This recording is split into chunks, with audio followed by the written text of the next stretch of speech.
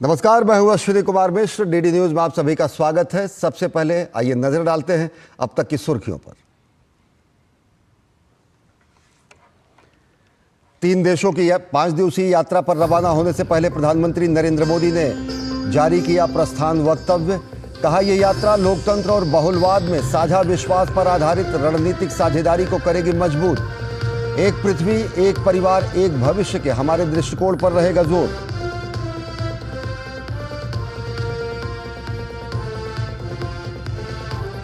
ST leadership summit में आतंकवाद पर बोले प्रधानमंत्री नरेंद्र मोदी। कहा, अब अपने घरों में असुरक्षित महसूस कर रहे हैं आतंकवादी।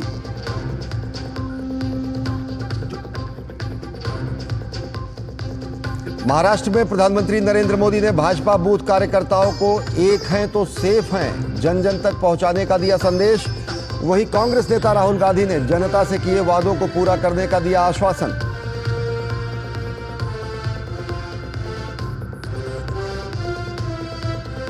झारखंड में अमित शाह ने कहा, कांग्रेस के राज में आतंकवाद था चरम पर। वहीं कांग्रेस की प्रियंका गांधी, मल्लिकार्जुन खड़गे ने की जनसभाएं।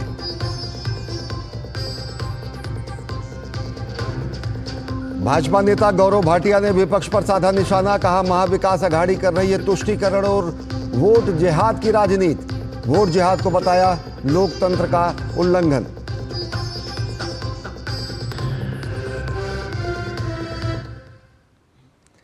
और अब देखते हैं खबरों को विस्तार से। नाइजीरिया, ब्राजील और गुयाना की 5 दिवसीय यात्रा पर रवाना होने से पहले प्रधानमंत्री नरेंद्र मोदी ने प्रस्थान वक्तव्य जारी किया है। प्रधानमंत्री ने कहा, यह नाइजीरिया की मेरी पहली यात्रा होगी, जो पश्चिम अफ्रीकी देश में हमारा करीबी साझेदार है। मेरी यात्रा लोकतंत्र और बहुलवाद में साझा विश्वास पर आधारित हमारी रणनीतिक साझेदारी को आगे बढ़ाने का अवसर होगी। उन्होंने कहा कि मैं भारतीय समुदाय और नाइजीरिया के मित्रों से मिलने का बेसब्री से इंतजार कर रहा हूं, जिन्होंने मुझे हिंदी में गर्मजोशी भरे स्वागत संदेश भेजे हैं। इसके बाद प्रधानमंत्री ने ब्राजील यात्रा का जिक्र किया। प्रधानमंत्री ने लिखा, मैं 19वें G20 शिखर सम्मेलन में भाग लूंगा। पिछले साल भारत की सफल अध्यक्षता ने G20 को पीपुल्स G20 में बदल दिया और वैश्विक दक्षिण प्राथमिकताओं को अपने एजेंडे में मुख्यधारा में शामिल किया। इस साल ब्राजील ने भारत की विरासत को आगे बढ़ाया है। मैं एक पृथ्वी, एक परिवार, एक भविष्य के हमारे दृष्टिकोण को ध्यान में रखते हुए सार्थक चर्चाओं की आशा करता हूं। मैं कई अन्य नेताओं के साथ द्विपक्षीय सहयोग को आगे बढ़ाने पर विचारों का आदान प्रदान करने का अवसर भी उपयोग करूंगा। प्रधानमंत्री ने आगे लिखा, 50 वर्षों से भी अधिक समय में किसी भारतीय प्रधानमंत्री की पहली गुयाना यात्रा होगी। हम अपने अनूठे संबंधों को रणनीतिक दिशा देने के लिए विचारों का आदान प्रदान करेंगे, जो साझा विरासत, संस्कृति और मूल्यों पर आधारित है। मैं 185 साल से भी अधिक समय पहले प्रवास करने वाले सबसे पुराने भारतीय प्रवासियों को सम्मान अर्पित करूंगा और गुयाना की संसद को संबोधित करूंगा। इस यात्रा के दौरान मैं कैरेबियाई साझेदार देशों के नेताओं के साथ दूसरे भारत कैरिकॉम शिखर सम्मेलन में शामिल होऊंगा। हम हर मुश्किल के समय में एक साथ खड़े रहे हैं। शिखर सम्मेलन हमें ऐतिहासिक संबंधों को नवीनीकृत करने और नए क्षेत्रों में अपने सहयोग का विस्तार करने में सक्षम बनाएगा।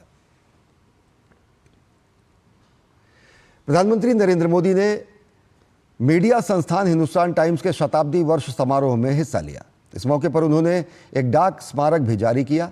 प्रधानमंत्री संस्थान की इस लंबी यात्रा में शामिल सभी भागीदारों को शुभकामनाएं दी। समारोह को संबोधित करते हुए प्रधानमंत्री ने कहा कि आज भारत अगर दुनिया में अपनी पहचान बनाए हुए है तो उसमें सिर्फ सामान्य नागरिकों का सामर्थ्य है, जिसने कई संकटों को पीछे छोड़ा है।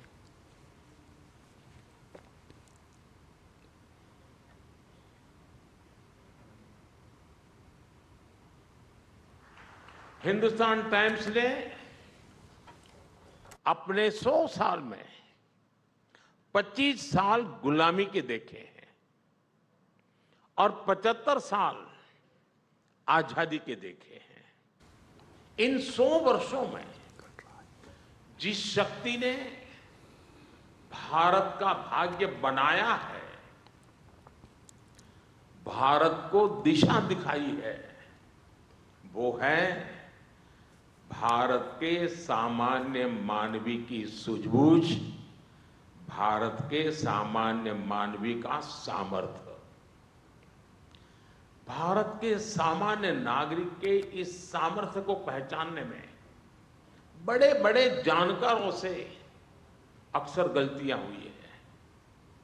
अंग्रेज जब भारत छोड़कर जा रहे थे तो ये कहा गया कि ये देश बिखर जाएगा, टूट जाएगा, इसका कोई भविष्य नहीं है। जब इमरजेंसी लगी तो कुछ लोगों ने मान लिया था कि अब तो इमरजेंसी हमेशा ही लगी रहेगी, अब लोकतंत्र गया। कुछ लोगों ने, कुछ संस्थानों ने इमरजेंसी थोपने वालों की ही शरण ले ली थी, लेकिन तब भी भारत का नागरिक उठ खड़ा हुआ और इमरजेंसी को उखाड़ फेंकने में बहुत ज्यादा समय नहीं लगा। प्रधानमंत्री ने कहा कि भारत की विकास यात्रा में वोट बैंक की राजनीति ने बड़ा नुकसान किया है और इसकी वजह से असंतुलन और असमानता बढ़ी है और जिसकी वजह से नागरिकों का विश्वास सरकार पर कम हुआ है। लेकिन आज नागरिकों का भरोसा मौजूदा केंद्र सरकार वापस लेकर आई है। पहले सरकार इसलिए चलाई जाती थी कि बस अगला चुनाव जीत लिया जाए। चुनाव जीतने के लिए एक वोट बैंक बनाया जाता था और फिर उस वोट बैंक को खुश करने के लिए योजनाएं बनती थी। इस प्रकार की पॉलिटिक्स ने सबसे बड़ा नुकसान यह किया कि देश में असंतुलित, असमानता, इसका दायरा बहुत बढ़ता गया। कहने को विकास बोर्ड लग जाता था, दिखता नहीं था। असंतुलित अवस्था ने, इस मॉडल ने जनता का सरकारों के प्रति विश्वास तोड़ दिया। हम आज इस विश्वास को वापस लाए हैं। हमने सरकार का एक पर्पस तय किया है। ये पर्पस वोट बैंक वाली जो पॉलिटिक्स होती है ना, उससे हजारों मील दूर है। हमारी सरकार का पर्पस, उसका उद्देश्य एक बड़ा है, विराट है, व्यापक है। हम progress of the people, progress by the people, progress for the people के मंत्र को लेकर चल रहे हैं। हमारा उद्देश्य नया भारत बनाने का है, भारत को विकसित बनाने का है। और जब हम इस विराट लक्ष्य को लेकर निकल पड़े हैं तो भारत की जनता ने भी हमें अपने विश्वास की पूंजी सौंपी है। मंत्री ने कहा कि आज निवेश का मकसद रोजगार बढ़ाना है और विकास का मकसद नागरिकों को आत्मसम्मान देना है। हमारी सरकार ने देशवासियों को एक बहुत यूनिक कॉम्बिनेशन दिया है। ये कॉम्बो इन्वेस्टमेंट से एम्प्लॉयमेंट, डेवलपमेंट से डिग्निटी का है। हम विकास का ऐसा मॉडल लेकर चल रहे हैं जहां इन्वेस्टमेंट हो, इन्वेस्टमेंट से एम्प्लॉयमेंट जनरेट हो, डेवलपमेंट हो और वो डेवलपमेंट भारत के नागरिकों की डिग्निटी बढ़ाए। प्रधानमंत्री नरेंद्र मोदी ने आतंकवाद के मुद्दे पर विपक्ष को घेरा और कहा कि अब आतंकवादी अपने घरों में भी असुरक्षित महसूस करते हैं, जबकि पिछली सरकारों में आतंकवाद के चलते लोग असुरक्षित महसूस करते थे। ये वो समय था जब पड़ोसी देश की आतंकवादी हरकतों की वजह से हमारे लोग अपने घर और शहरों में भी असुरक्षित रहते थे। लेकिन अब स्थितियां बदल गई हैं। अब वहां के आतंकवादी ही अपने घर में सुरक्षित नहीं है। प्रधानमंत्री नरेंद्र मोदी ने आज महाराष्ट्र विधानसभा चुनाव में जीत के लिए भाजपा के बूथ कार्यकर्ताओं को जीत का मंत्र दिया। प्रधानमंत्री ने मेरा बूथ सबसे मजबूत कार्यक्रम के तहत बूथ कार्यकर्ताओं से संवाद किया। उधर विपक्ष ने भी राज्य में जारी प्रचार में अपनी पूरी ताकत झोंक दी है। कांग्रेस महासचिव प्रियंका गांधी आज महाराष्ट्र के शिरडी और कोल्हापुर में जनसभाओं को संबोधित करेंगी। भाजपा नेता अमित शाह ने दुमका में जनसभा को संबोधित किया। अपने संबोधन में अमित शाह ने विपक्ष पर जमकर निशाना साधा। उन्होंने कहा कि कांग्रेस की नीतियों से देश में आतंकवाद को बढ़ावा मिला।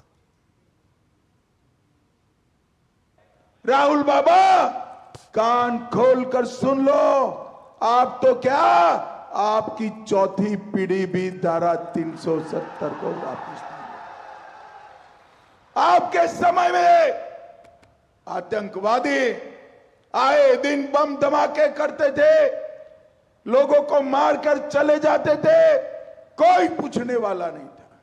नरेंद्र मोदी जी को झारखंड वालों आपने प्रधानमंत्री बनाया, 2014 में फिर से प्रधानमंत्री बनाया।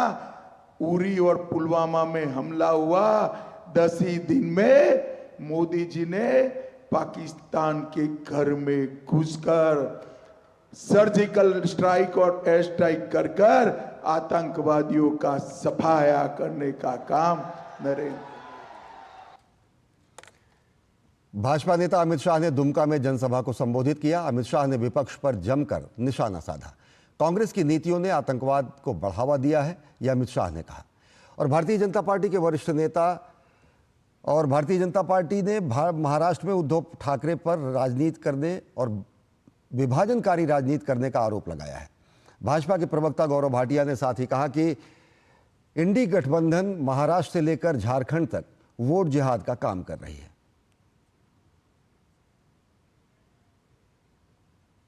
पहले बांटो, बांटने का काम कर रही है उद्धव ठाकरे की पार्टी, शरद पवार की पार्टी और कांग्रेस पार्टी और जेएमएम। और जब बांट दो तो काटने का काम करवाएंगे घुसपैठियों से। महाराष्ट्र से लेकर झारखंड तक मुसलमानों को अपील हो रही है कि आप वोट करिए और वोट करिए इंडी अलायंस के लिए। तो यह आज पूछा जाएगा और मजबूती से पूछा जाएगा, कृपया करके ये बताइए, ये वोट जिहाद नहीं है तो और क्या है? संविधान का उल्लंघन नहीं है तो और क्या है? मॉडल कोड ऑफ कॉन्डक्ट का वायलेशन नहीं है तो और क्या है? रिप्रेजेंटेशन ऑफ पीपल्स एक्ट का वायलेशन नहीं है तो और क्या है? गिरिडीह जिले की कई हाई प्रोफाइल सीट हैं और इस बार गिरिडीह विधानसभा चुनाव की सीट बेहद सुर्खियों में है। भाजपा के इस गढ़ में पिछली बार झारखंड मुक्ति मोर्चा ने सेंधमारी की थी, लेकिन इस बार जयराम महतो की पार्टी जेएलकेएम की मौजूदगी से यहां बड़ा उलटफेर हो सकता है। गिरिडीह के चुनावी रणक्षेत्र में इस बार 12 प्रत्याशी ताल ठोक रहे हैं, लेकिन मुख्य मुकाबला भाजपा और झारखंड मुक्ति मोर्चा के बीच होने के आसार है। इस मुकाबले को जेएलकेएम दिलचस्प बनाता दिख रहा है। गिरिडीह विधानसभा सीट पर भाजपा और झारखंड मुक्ति मोर्चा के बीच टक्कर का इतिहास रहा है। पिछले चुनाव में जहां झामुमो ने बाजी मारी थी, वहीं इस बार भाजपा भी अपने इस गढ़ को हासिल करने के लिए पलटवार की तैयारी में है। पार्टी ने यहां से निर्भय कुमार शाहावादी पर फिर दाव खेला है, जो 2 बार यहां से विधायक रह चुके हैं। यहाँ व्यभिचार, अनाचार, लूट खसोट इस सरकार में बढ़ा हुआ है और हमारा कर्तव्य बनता है भारतीय जनता पार्टी के एक एक कार्यकर्ताओं को ये संकल्प लेने की जरूरत है और कर्तव्य भी बनता है कि ऐसी शक्तियों को झारखंड से उखाड़ के फेंक देना चाहिए। पिछले चुनाव में निर्भय कुमार शाहावादी को जीत की हैट्रिक बनाने से रोकने वाले झामुमो प्रत्याशी सुदीप कुमार सोनू इस बार भी उनका विधानसभा का रास्ता रोकने को तैयार हैं। वैसे मामले आने वाले दिनों में गिरिडीह के डेवलपमेंट को रेखांकित करेंगे, वैसे मामले जिन मामलों से गिरिडीह विधानसभा क्षेत्र की जनता के जीवन स्तर को बेहतर करने की दिशा में काम हो सके, उन मामलों को हमने उठाया, छुआ और निष्पादन की कोशिश की और एक जनप्रतिनिधि के हैसियत से समाज के हर वर्ग के लोगों की ज़रूरतों पर मैंने उनका काम किया है। भाजपा और झामुमो प्रत्याशी के लिए जयराम महतो की पार्टी झारखंड लोकतांत्रिक क्रांतिकारी मोर्चा सिरदर्द बन सकती है। जेएलकेएम प्रत्याशी नवीन आनंद लड़ाई को त्रिकोणीय बना रहे हैं। जनता से अपार प्यार और स्नेह मिल रहा है परिवर्तन का माहौल है, अभूतपूर्व जो है प्यार मिल रहा है। गिरिडीह विधानसभा क्षेत्र में ऐसे तो कई चुनावी मुद्दे हैं, लेकिन प्रदूषण की समस्या लोगों की जुबान पर है। जनता ऐसा प्रतिनिधि चाहती है जो उन्हें लौह आधारित कारखानों से होने वाले दम घोटू प्रदूषण से निजात दिलाए। पोल्यूशन के कारण फैक्ट्रियां आदि इत्यादि जितना भी लगे हुए हैं, सब बच्चों, आदमियों, बूढ़ा बुजुर्ग जितना भी है सब विकलांग हो रहे हैं। काला धुआं निकलने से हमारे नदियां, पेड़ पौधा, तालाब आदि सड़कों का पूरा गंदगी के कारण पूरा भर गया है।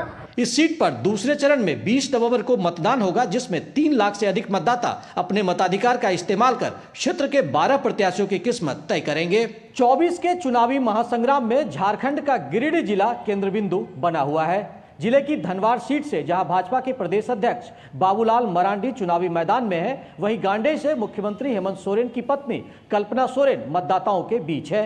इन दोनों नेताओं के लिए 24 की जंग साख से जुड़ी है, इसलिए गिरिडीह इनके लिए अहम है। डीडी न्यूज के लिए रमेश प्रभाकर के साथ मैं दिवाकर कुमार। उत्तर प्रदेश के फूलपुर में विधानसभा उपचुनाव होने हैं और इसी सिलसिले में मुख्यमंत्री योगी आदित्यनाथ ने प्रयागराज के फूलपुर में भाजपा प्रत्याशी दीपक पटेल के लिए चुनावी सभा को संबोधित किया। योगी आदित्यनाथ ने सपा पर निशाना साधा। चुनावी सभा के दौरान योगी आदित्यनाथ ने माफियाओं को सपा के गले का हार बताया। बड़े दुर्दांत खतरनाक माफिया है, वे सब सपा के गले के हार हैं। उन्हीं से इनकी आजीविका चलती है, उन्हीं के भरोसे ये लोग जीते हैं।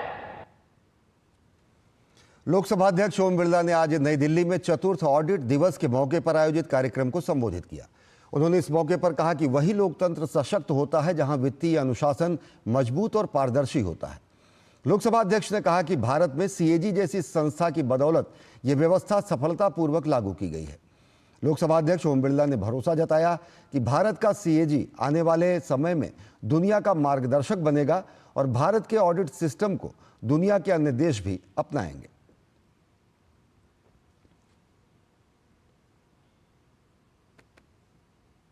मुझे आशा है सीएजी बदलती परिप्रेक्ष्य के अंदर भारत का सीएजी दुनिया का मार्गदर्शक बनेगा और हमारी ऑडिट प्रणाली को दुनिया के देश अपनाएंगे। हमारे सिस्टम को भी और हमारे डेमोक्रेटिक सिस्टम के माध्यम से किस तरीके से प्रतिपक्ष के और सभी दल के माननीय सदस्य हर ऑडिट पैरे पर संसद के अंदर भी और संसदीय समितियों के अंदर भी समीक्षा कर सकते हैं, ये दुनिया के अंदर भारत के लोकतंत्र के लिए बहुत भूमिका रहेगी। ऑडिट दिवस के अवसर पर भारत के नियंत्रक एवं महालेखा परीक्षक गिरीश चंद्र मुर्मू ने कहा कि हमने स्टेट फाइनेंसिंग की गुणवत्ता सुधारने की दिशा में काम किया है। We have ensured timeliness in submission of accounts and strengthened the quality of reporting on state finances with the overall objective of improving public financial management in the country. I am pleased to inform you that as a result of our sustained efforts, we are now submitting monthly accounts in several states by 10th of the next month as against the target at 25th. On the audit side, we have streamlined our processes to direct attention on topics of social relevance that have bearing on people's lives and livelihoods, their access to benefits and resources, as also issues of equity and sustainability. Uttar Pradesh के Jhansi medical college में शिशु ward में आग लगने से 10 नवजात शिशुओं की मौत हो गई, जबकि कई बच्चे गंभीर हालत में हैं। 39 बच्चों को सुरक्षित निकाल लिया गया है। मुख्यमंत्री योगी आदित्यनाथ ने कमिश्नर विमल कुमार दुबे और डीआईजी कलानिधि नैथानी को घटना की जांच सौंपी है और जांच रिपोर्ट 12 घंटे के भीतर देने को कहा है। मुख्यमंत्री योगी आदित्यनाथ के निर्देश पर उप मुख्यमंत्री एवं चिकित्सा मंत्री ब्रजेश पाठक झांसी मेडिकल कॉलेज पहुंच गए हैं। ब्रजेश पाठक ने झांसी के महारानी लक्ष्मीबाई मेडिकल कॉलेज पहुंचकर स्थिति का जायजा लिया। घटना पर शोक जताते हुए उप मुख्यमंत्री ने मामले की त्रिस्तरीय निष्पक्ष जांच की बात कही। उन्होंने कहा कि जो भी दोषी पाया जाएगा उसके खिलाफ कड़ी कार्रवाई होगी। झांसी के डीएम ने घटना को लेकर हेल्पलाइन नंबर जारी किया है। हादसे से जुड़ी आवश्यक जानकारी के लिए 945444 17618 पर संपर्क किया जा सकता है। जैसे ही आग लगी तो हमारा जो सिस्टम है, हमारा जो स्टाफ है वो उनके रेस्क्यू में लगा। बाद में फायर ब्रिगेड वगैरह भी आई और उसमें से हम लोगों ने 39 जो बच्चे थे उनको रेस्क्यू कर लिया और उसमें 10 बच्चे एक्सपायर हो गए। सारे बच्चे अंडर कंट्रोल हैं, स्टेबल हैं। उत्तर प्रदेश के मुख्यमंत्री योगी आदित्यनाथ ने झांसी मेडिकल कॉलेज अग्निकांड को लेकर गहरी संवेदना जताई है। प्रयागराज में एक रैली के दौरान मुख्यमंत्री योगी आदित्यनाथ ने दिवंगत बच्चों के शोक संतप्त परिवार के प्रति संवेदना व्यक्त की है और घटना की जांच की। बच्चों को उपचार की व्यवस्था की जा सके, इसकी व्यवस्था में देर रात्रि से ही हम लोग लगे थे और रात्रि में ही स्वास्थ्य मंत्री और प्रदेश के डिप्टी सीएम श्री ब्रजेश पाठक जी भी वहां पहुंच गए थे और 10 बच्चों की दुखद मौत हुई है। शेष बच्चे सुरक्षित हैं। वहां पे स्वास्थ्य विभाग की पूरी टीम, मेडिकल कॉलेज की पूरी टीम, प्रशासन और पुलिस प्रशासन की पूरी टीम सभी को सुरक्षित निकालने में सफल रही। लेकिन मेरी संवेदना उन सभी परिजनों के प्रति है जिन्होंने अपने मासूम बच्चों को खोया है।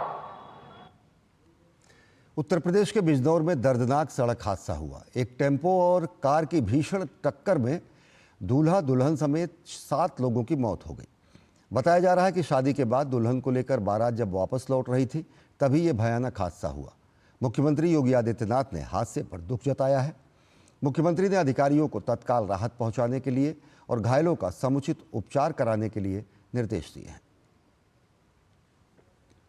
थाना धामपुर क्षेत्र में अर्ली मॉर्निंग ये इन्फॉर्मेशन प्राप्त हुई कि एक क्रेटा गाड़ी और एक ऑटो का जो है के बीच में टक्कर हुई है। जो क्रेटा वाहन थी वो किसी अन्य वाहन को ओवरटेक कर रही थी और सडनली लेन चेंज किया और स्पीड में जो है ऑटो को टक्कर मारी। ऑटो में जो है 7 व्यक्ति थे जो थाना धामपुर क्षेत्र के ही रहने वाले हैं और मुरादाबाद रेलवे स्टेशन से लौट रहे थे। उनमें से 6 व्यक्तियों की उसी समय मृत्यु हो गई थी और जो ऑटो ड्राइवर है उसकी उपचार के दौरान मृत्यु हो गई।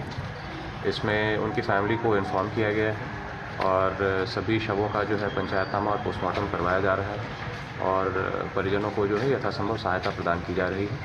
जो क्रेटा चालक हैं उनके विरुद्ध अभियोग पंजीकृत किया गया है और वाहन को अभिरक्षा में लिया गया है। रेटिंग्स एजेंसी मूडीज ने कहा कि भारतीय अर्थव्यवस्था अच्छी स्थिति में है जिसमें ठोस वृद्धि और नरम मुद्रास्फीति का मिश्रण है। मूडीज ने 2024 में भारत के लिए 7.2% जीडीपी वृद्धि का अनुमान लगाया है। इसके बाद 2025 और 2026 के लिए क्रमशः 6.6% और 6.5% वृद्धि का अनुमान जताया गया है। रिपोर्ट में कहा गया है कि मुद्रास्फीति के जोखिमों के बीच आरबीआई इस साल अपेक्षाकृत सख्त मौद्रिक नीति बनाए रख सकती है। मूडीज की रिपोर्ट में यह भी कहा गया है कि स्वस्थ कॉरपोरेट और बैंक बैलेंस शीट, मजबूत बाहरी स्थिति और पर्याप्त विदेशी मुद्रा भंडार सहित मजबूत आर्थिक बुनियादी बातें भारत के आर्थिक विकास के लिए अच्छे संकेत हैं।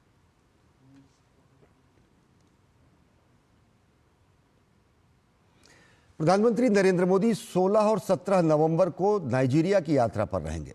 प्रधानमंत्री की नाइजीरिया यात्रा द्विपक्षीय संबंधों के लिहाज से बेहद महत्वपूर्ण मानी जा रही है। भारत और नाइजीरिया के बेहद करीबी व्यापारिक संबंध हैं। नाइजीरिया में 200 से अधिक भारतीय कंपनियों का अरबों डॉलर से ज़्यादा का निवेश है। जहां एक और दुनिया का सबसे बड़ा लोकतंत्र भारत है तो वहीं नाइजीरिया अफ्रीका का सबसे बड़ा लोकतांत्रिक देश है। पीएम मोदी की नाइजीरिया यात्रा दोनों देशों के संबंधों के लिहाज से काफी अहम है। दोनों देशों के बीच 2007 से ही रणनीतिक साझेदारी है और दोनों में आर्थिक, ऊर्जा और रक्षा क्षेत्र में संबंध तेजी से बढ़े हैं। 200 से ज्यादा भारतीय कंपनियों ने नाइजीरिया के तमाम अहम क्षेत्रों में $27 बिलियन से ज्यादा का निवेश किया है। पीएम की यात्रा से ये आर्थिक संबंध और प्रगाढ़ होने की उम्मीद है। Ceremonial welcome on the 17th November at the President Villa. He will have a one-on-one meeting with President Tinubu thereafter, and then the delegation level talks will review bilateral relations, the entire gamut of it, and thereafter will also explore avenues to further expand and enhance the relationship. भारतीय कंपनियां Nigeria की अर्थव्यवस्था पर हावी हैं। Pharma से लेकर दोपहिया वाहनों तक भारतीय कंपनियां नाइजीरियाई लोगों के लिए रोजगार का एक बड़ा स्रोत हैं। हम 40 साल से यहाँ पे हैं नाइजीरिया में। करीब 1500 नाइजीरियन लोग हैं, 50 हिंदुस्तानी हैं और हमारी company 3 wheeler, 2 wheeler, bicycle, inverter, solar वगैरह वगैरह काम करती हैं। यहाँ पे नाइजीरिया में ये देश को तरक्की करने के लिए हिंदुस्तान की बहुत बहुत ज़रूरत है और इनका अगर कुछ सॉफ्ट लोन मिल जाए वो अलग अलग सेक्टर के लिए, उससे इनकी बहुत तरक्की हो सकती है और दोस्ती हमारी दोनों देशों की बहुत बढ़ सकती है। I've been working with Simba Group for over 3 years now as a sales representative, and it's been an amazing experience. It's been an excellent experience going out there, having a lot of clients, and building this relationship between the clientele and the company. And the packages and the compensation plan with the company has been great and awesome. So it's been a great experience so far. Okay, I've been working with Simba Group and Mr. Grover for over 5 years. Working with Simba Group and Mr. Grover has been excellent. My working with Simba Group for over 5 years, I've gained experience not only in renewable energy, also bicycles. It has helped me, it has impacted me in my career field. I've been working in Simba for 3 years now, and it has been an amazing journey for me. I started as a graduate trainee, and I was able to stay here, and because the remuneration is actually a very good one, and Simba itself, the name Simba itself paves the way for you, because I've been to many companies, and just by saying I'm from Simba, they already know that our core values as integrity and all of that, commitment to giving you an excellence. प्रधानमंत्री मोदी की इस यात्रा से दोनों देशों को द्विपक्षीय व्यापार को मजबूत करने और लोगों से लोगों के संपर्क पर मिलकर काम करने की उम्मीद है। डीडी न्यूज के लिए विशाल बैरिस्टो की रिपोर्ट। और अब आइए सीधे चलते हैं देवघर के मधुपुर, जहां पर केंद्रीय गृह मंत्री अमित शाह जनसभा को संबोधित कर रहे हैं। देता है इनको आदिवासी बच्चियों की जमीन कौन इनके नाम पर करता है और इनको मतदाता कौन बनाता है? हेमंत बाबू, जरा झारखंड की जनता को बनाई।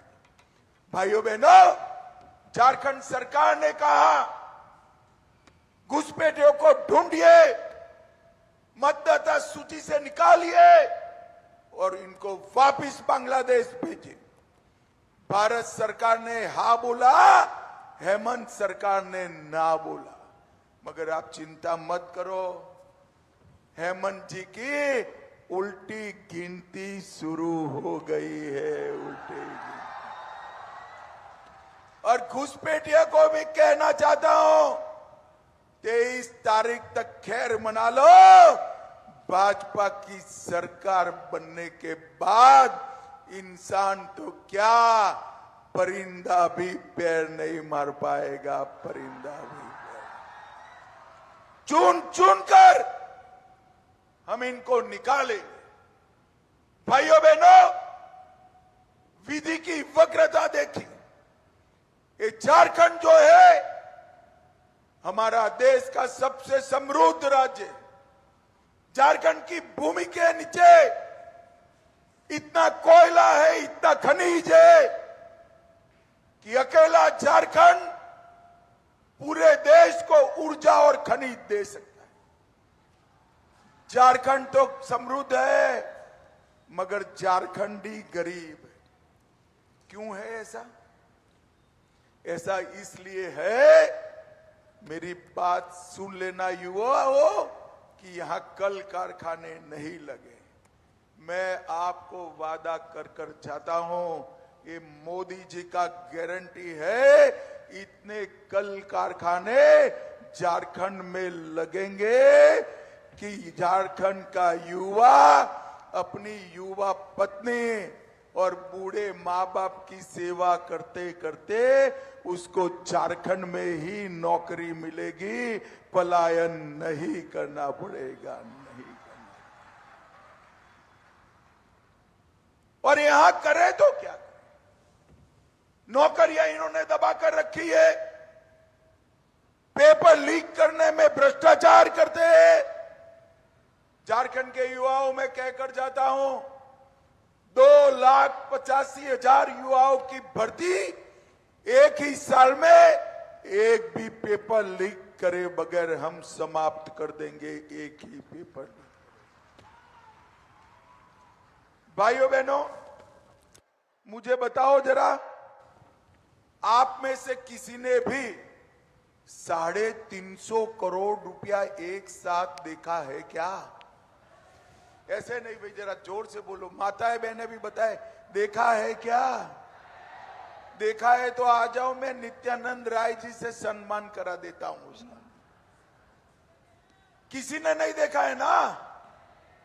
अब एक कांग्रेस के एमपी के घर से 350 करोड़ रुपया मिला, रेड डाली, रुपया मिला, अधिकारी भी पसोपस में। इसको गिने कैसे? पूरी रांची की नोट गिनने की मशीन इकट्ठा करी, 27 मशीनें मिली। 27 मशीनें दिन रात पैसा गिनती रही। मशीन गर्म हो गई मगर इनका पैसा खत्म नहीं हुआ। तो देवघर के मधुपुर से केंद्रीय गृह एवं सहकारिता मंत्री और वरिष्ठ भाजपा नेता अमित शाह ने हेमंत सोरेन सरकार पर जमकर हमला बोला। झारखंड में दूसरे चरण का मतदान 20 नवंबर को होना है। 38 सीटों पर यह मतदान होना है। सभी राजनीतिक दलों ने पूरी ताकत झोंक दी है। अलग अलग इलाकों में सभी दिग्गज चुनाव प्रचार में जुटे हुए हैं। तो बुलेटिन में फिलहाल इतना ही। देश और दुनिया की ताज़ा तरीन खबरों के लिए देखते रहिए DD न्यूज़। नमस्कार।